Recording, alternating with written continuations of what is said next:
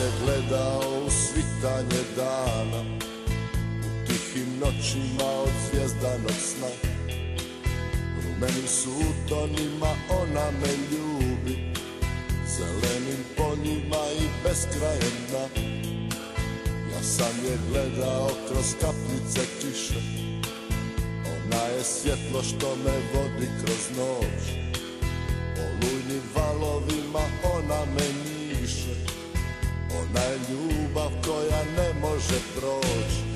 Ja bi ugledao sunce kad bi ugledao nju, ja bi imao ljepotu da je pored mene tu. Ja sam znao da ću svoju ljubav pokloniti njoj, mojoj lijepoj zemlji Hrvatskoj. Ja sam znao da ću svoju ljubav pokloniti njoj, mojoj lijepoj zemlji Hrvatskoj.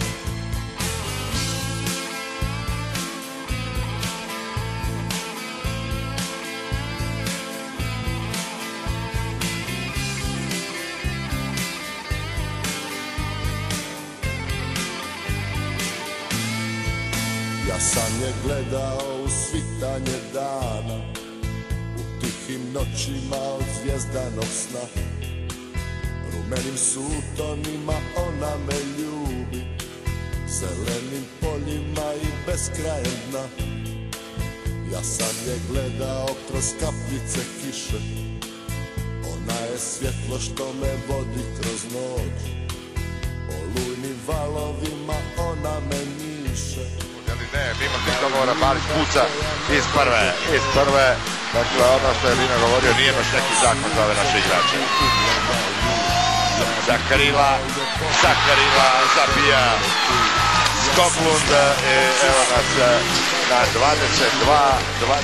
22, dakle polufinale visi, pitanje je šta će se odigrati Norveška 22 je hrvatski prolaz u polufinale, ali vrijeme ide, a Norvežani stoje u zoni 6-0, može se neći dodavati ovako do kraja, ne smije naravno niko pogriješiti.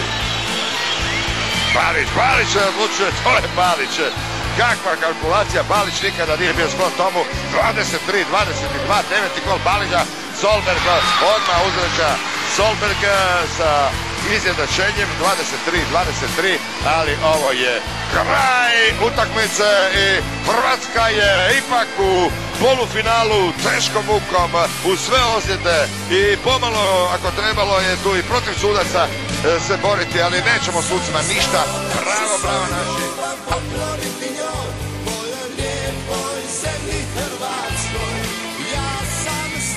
Da ću svoju ljubav pokloniti njoj, mojoj lijepoj zemlji